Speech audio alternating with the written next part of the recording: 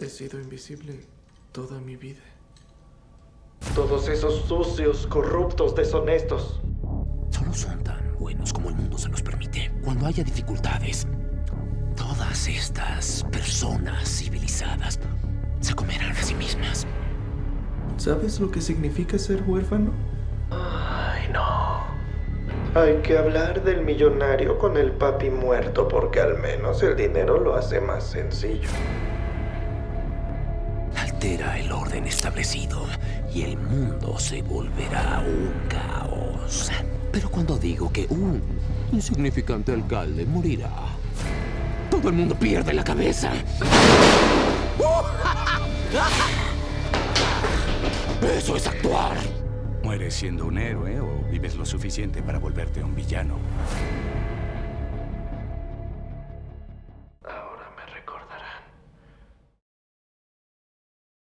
Hay una teoría filosófica que aborda y discute lo absurda que es la vida.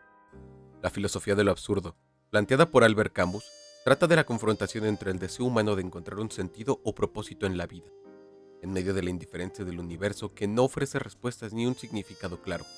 Camus sostiene que, al enfrentarse a esta falta de sentido, el ser humano tiene tres opciones: el suicidio, el salto a la fe o la aceptación, que implica vivir con plena conciencia de la falta de propósito, pero sin resignarse a ello, encontrando una forma de rebelarse y seguir viviendo de manera auténtica.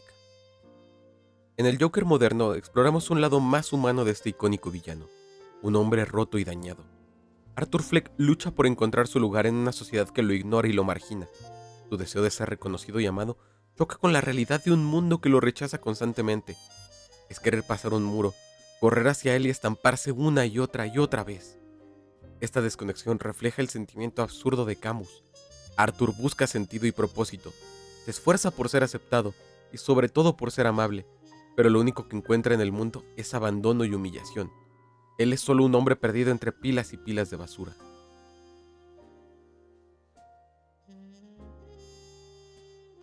En la película de Joker, Gotham es una ciudad en decadencia, donde la miseria y la desesperanza cubren cada una de sus calles. Esta representación recuerda a la ciudad de Nueva York de los años 70 y 80, una época caracterizada por un alto índice de criminalidad y una sensación de colapso urbano, con una estética más realista y menos estilizada que lo que hemos visto en representaciones de su contraparte heroica. La ciudad se presenta como sucia y decadente, al borde del colapso tanto físico como moral de la sociedad que la habita. Esto lo podemos saber ya que siempre que Arthur se encuentra en espacios interiores, los medios de comunicación nos sirven como ventanas hacia la construcción de lo que está sucediendo en el exterior. It's day 18 of the garbage strike, with 10,000 tons of garbage piling up every day. Even the nicest sections of the city are looking like slums.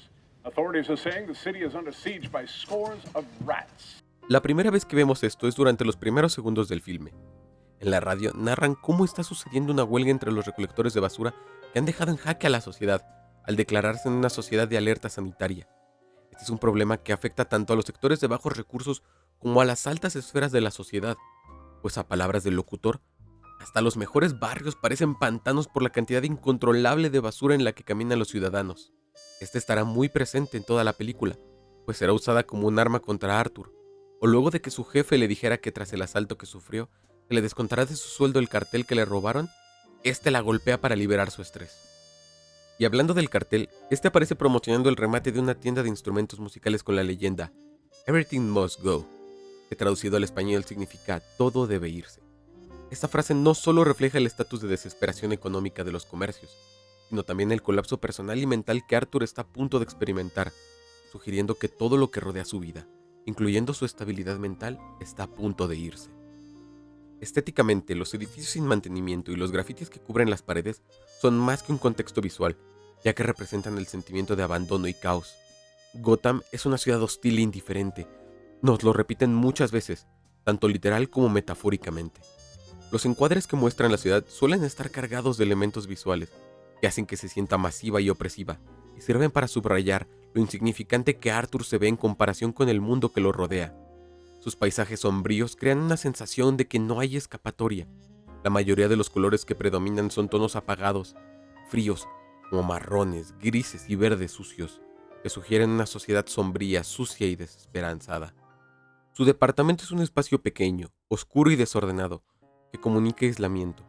Los colores apagados y los objetos descuidados de su hogar contrastan con los espacios más luminosos y grandilocuentes de lugares como el estudio de televisión de Murray Franklin, simbolizando las diferencias entre el mundo miserable de Arthur y la vida de aquellos a quienes admira, pues el único momento del día que tiene para estar tranquilo y desconectarse es durante el show de Murray. Lo sabemos por los tonos azules suaves que se reflejan en toda la habitación. En su imaginación, descubrimos que Arthur anhela aprobación y cariño, no solo por la gente, sino también por un padre que le brinde cariño y que lo defienda. Esta figura la buscará metafóricamente en este presentador. Por otro lado, el Hospital Arkham también se refleja como una institución fría y deshumanizada, donde los personajes se pierden en sus largos pasillos y paredes descoloridas, que demuestran la falta de esperanza en el sistema de salud mental. De cierto modo, podemos llegar a entender por qué Arthur siente que vive bajo un sistema que parece no tener interés en su bienestar. Gotham no es solo el escenario donde se desarrolla la película, sino que también se transforma. La violencia, los disturbios y la anarquía en las calles puede interpretarse como un símbolo de fragilidad del orden social y la desconexión entre clases sociales. La película hace una crítica a la desigualdad económica y la marginación de las personas vulnerables, sugiriendo que el colapso de Arthur es, en parte, el resultado del colapso de la sociedad misma. Gotham en este sentido no es solo una ciudad en decadencia, sino una manifestación física del desorden social y psicológico que define la historia de Joker. ¿Por qué alguien tendría que ir armado un día normal en su trabajo? ¿Por qué alguien tendría que ir con tarjetas de disculpa acerca de una condición psicológica que le afecta? La sociedad sabe que ellos mismos son animales, que tienen que defenderse de sus iguales. Es prácticamente una selva donde no hay cabida para personas diferentes, donde no hay espacio para las poblaciones vulnerables. A final de cuentas, la peor parte de tener un trastorno mental es que la gente quiere que actúes como si no lo tuvieras.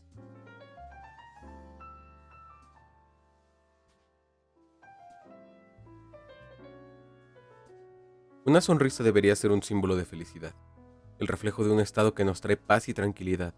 Sin embargo, para algunos también es un reflejo de una profunda sensación de tristeza. Forzar una sonrisa nos habla mucho del estado que presenta una persona. La risa del Joker, a menudo involuntaria y fuera de contexto, se convierte en un símbolo de la naturaleza absurda de su vida y del mundo que lo rodea. Regresando un poco a través de la teoría de Camus, se menciona que la risa es una posible respuesta al absurdo. Cuando uno reconoce la falta de sentido en la vida, la risa puede ser una forma de liberarse de la seriedad con la que normalmente tratamos de llenar ese vacío. Arthur recibe el apodo de Happy por su madre, un personaje crucial en el desarrollo de la historia, pues será esta la que nos dará las respuestas que estamos buscando en todo momento. Pues aunque tenga una cantidad mínima de diálogos, su pasado será aquel que nos guíe para entender la condición de Arthur, el abuso que sufrió, el trauma y sobre todo el origen de su enfermedad, pues descubriremos que fue esta quien le arrebató su normalidad. Sin duda algo que Joker hace muy bien es su fotografía. Sus encuadres, colores e iluminaciones están perfectamente logrados en cuanto a aspectos técnicos, ya que consiguen decirnos mucho de Arthur y el entorno que lo rodea. Entonces así, hablemos un poco de la escena del consultorio. Vemos un consultorio que en realidad es una oficina. Esta está llena de papeles y cajas atascadas que generan un espacio asfixiante. Pero también nos habla que para este programa social, Arthur solo es un archivo más que quedará hasta abajo entre millones. Al sistema en realidad le importa poco la gente como Arthur. Al final, solo son una cifra más. La iluminación nos habla de lo decadente del estado mental de nuestro personaje. Los tonos verdosos que predominan en la oficina pintan ligeramente el cabello de Arthur, lo que nos va dando pequeñas pistas de lo que este se convertirá en un futuro. Arthur está encerrado y ocupando un espacio mínimo dentro del encuadre. Jamás está en control de lo que está pasando en esa escena, solo es víctima de aquello que lo rodea. Con un lenguaje visual nervioso y una forma de hablar desinhibida y desesperanzada, piensa que en caso de que le receten más medicamentos, tal vez podría sentirse mejor, cosa que se les negada. Dicha iluminación es mucho más marcada en la segunda sesión de terapia. Además, en esta segunda escena ya no vemos esa ventana azul que veíamos en la primera. Arthur ya no encuentra el poco alivio que tenía en la terapeuta. Los planos ya no encierran al protagonista ni lo ponen nervioso. Ese ligero tono azul de la ventana se ha desvanecido. Se ve muchísimo más frío y sobrio, como la noticia que le da su terapeuta de que los programas sociales han sido recortados. Y le dice que lamenta mucho la situación de personas como él, lo que nos muestra que ni las personas que se supone que deberían apoyar a estos sectores están dispuestas a hacerlo sin algo a cambio. Los primeros planos, que dominan la mayor parte de la película, están diseñados para enfatizar la soledad y la desconexión del personaje. En muchas ocasiones vemos a Arthur enmarcado en el centro, completamente solo en su entorno, lo que visualmente refuerza su aislamiento. Este tipo de encuadre nos obliga a enfocarnos en sus expresiones faciales, permitiendo al espectador experimentar su angustia interior. Como hemos revisado, el uso de la psicología del color nos brinda más información sobre lo que observamos en la escena. Los colores más brillantes en tonos cálidos de ciertos momentos simbolizan la transformación de Arthur en Joker. El traje rojo y amarillo que usa hacia el clímax de la película no solo lo distingue visualmente del fondo, sino que también resalta el cambio de identidad. Su atuendo como payaso en su trabajo era barato y patético, muy distinto a su transformación final. Estos colores contrastan radicalmente con el mundo gris y oscuro que lo rodea, simbolizando su ruptura definitiva con la realidad. Ya no lo vemos en los mismos tonos que al inicio, cuando intentaba ser parte de la sociedad que lo ignoraba. I didn't know if I even really existed. But I do. And people are starting to notice. En varias escenas clave, como aquellas en las que Arthur está en su departamento o en el metro, la iluminación parece envolverlo en una penumbra, como si estuviera atrapado en una oscuridad, tanto física como emocional. La luz natural, cuando está presente, suele ser difusa y débil, lo que genera una sensación de desesperanza. Incluso cuando Arthur se transforma en Joker, la iluminación sigue siendo inquietante, jugando con luces artificiales de neón que reflejan una falsa sensación de libertad para Arthur. La escalera se muestra como un lugar sombrío y degradado por el que Arthur debe subir cada día para llegar a su casa. Este ascenso se siente pesado y agotador, simbolizando su lucha diaria y su sentimiento de estar aplastado por las circunstancias de la vida. Le cuesta mantenerse en pie en una sociedad que lo margina. Pero todo cambia a partir de que asesina a los trabajadores de Wayne. Es el primer paso del escalón para descender a la locura y abrazarla con gusto. Al contrario, cuando éste se le ve bajando las mismas u otras escaleras, siempre es cuando se permite dejarse llevar por la decadencia. Es cuando Arthur permite que la sociedad lo corrompa, pero en aquella escena de las escaleras, simplemente lo acepta con gracia y felicidad. Joker destaca por su profundo simbolismo visual, como lo hemos visto. Otro de estos es el espejo, utilizado de manera recurrente para hablarnos de su identidad fragmentada y desequilibrada. En varias escenas, Arthur se enfrenta a su reflejo, lo que sugiere una desconexión entre quién es y quién quiere ser. La escena más emblemática de este simbolismo ocurre cuando Arthur, antes de su aparición en el show de Murray, se mira al espejo. En un poderoso plano holandés producto del reflejo de su rostro en el espejo, sabemos que Arthur se encuentra en una ruptura psicológica definitiva. Comienza a abrazar plenamente su identidad como Joker. Este plano indica que lo que está por venir será desequilibrado y totalmente fuera de nuestro control, tanto para nuestro protagonista como para nosotros como espectadores. Por eso es tan importante, pues aunque su duración en la pantalla es mínima, es de las pocas veces que apreciamos luces cálidas dentro del contexto sombrío en el que se encuentra, permitiéndole abrazar y disfrutar su ritual que tantas veces ha realizado.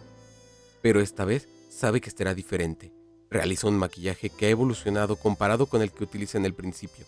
Ahora es muchísimo más estilizado y agresivo, ya que no asistirá como Arthur, sino como Joker, y por eso le pide a Murray presentarlo de esa manera, adoptando la burla de Thomas Wayne como un arma para hacerse notar y que la sociedad sepa que si no es escuchado, se hará notar por sus propios medios, pues aquí es donde muere Arthur Fleck.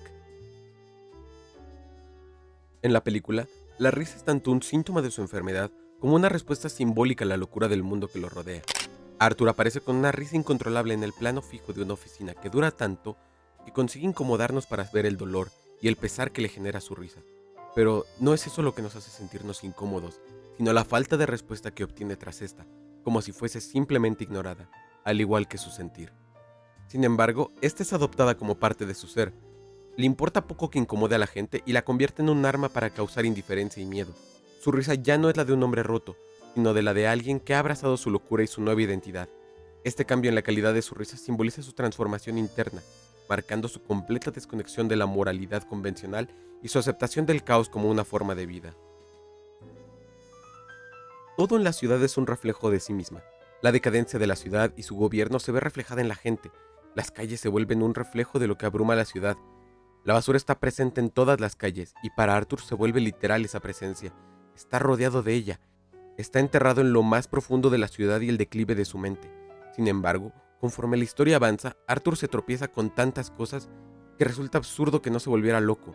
Los gritos, los insultos y los golpes lo hacen perder todos los pilares que sostenían su pobre vida, lo que resulta en la aceptación de que si no puede escapar de la basura que le rodea, por lo menos se pondrá en la cima de ella.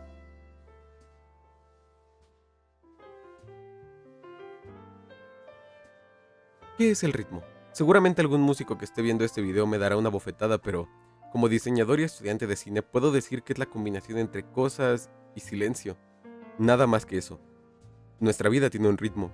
Hacemos cosas y luego no las hacemos. Nos movemos y después no. Respiramos y después no.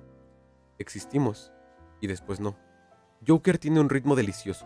No es una canción que escuchas por un momento, es un concierto completo, aquel que debes sentarte y guardar silencio para olvidar que estás en el auditorio. Si vas con tu pareja, poco a poco dejas de verla por el rabillo del ojo.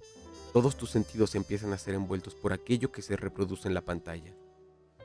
El ritmo que dicta los sucesos de la trama ayuda al espectador a entender y experimentar el descenso mental de Arthur, ya que muchas veces cuestiona lo que es real y lo que es fruto de la imaginación. Empieza siendo terriblemente pausado. El director se permite secuencias completas de vacío lento y prolongado, porque así es la vida. Muchas veces no estamos en una película de acción. Hay aburrimiento y soledad en nuestras vidas. Así pasa en la cotidianidad. En las rutinas que nos envuelven y que muchas veces nos orillan a la monotonía, o en algunos casos, a la locura. Sin embargo, conforme avanza la película y Arthur empieza a abrazar su identidad como Joker, el ritmo comienza a acelerarse, especialmente en los momentos violentos. El montaje se vuelve más dinámico, como la escena del metro o la famosa secuencia del baile en las escaleras. Estos cambios en el ritmo reflejan tanto la creciente energía caótica del personaje como el desmoronamiento de las estructuras sociales a su alrededor. Uno de los aspectos más interesantes del montaje de Joker es cómo la película juega con la percepción de la realidad.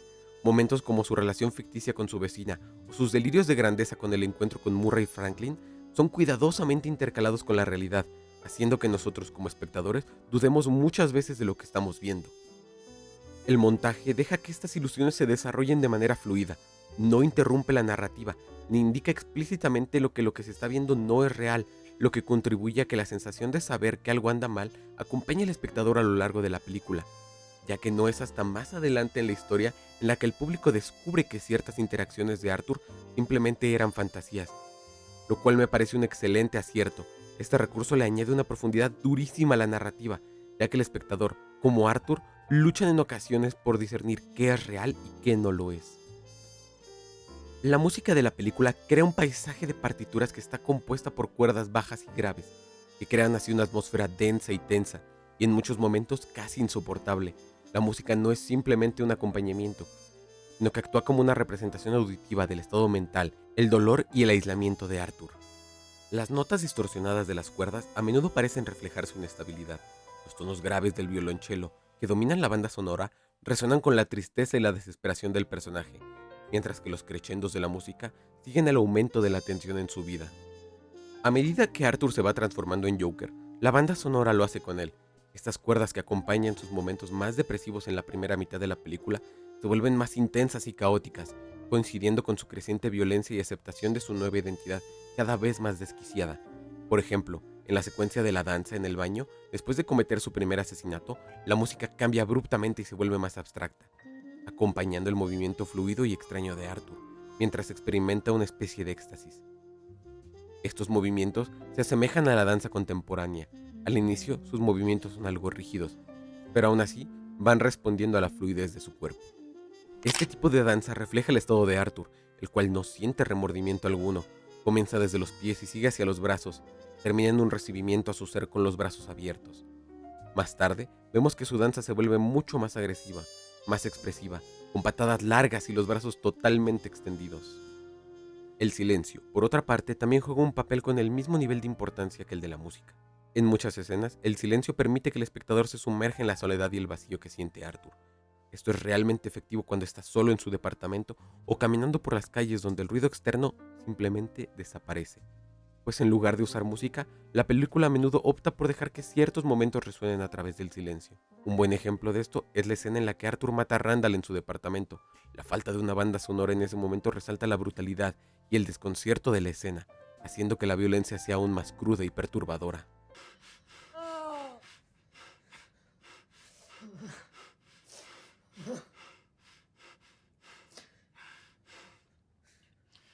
Desde los disturbios en las calles de Gotham hasta el chirrido de la puerta del departamento de Arthur parecen cuidadosamente selectos para aumentar la sensación de desesperación. Los ruidos de la calle, como las sirenas, las bocinas de los autos y el murmullo de las multitudes, sirven para construir un telón de fondo auditivo que refleja la creciente anarquía en la que Gotham se irá inmiscuyendo.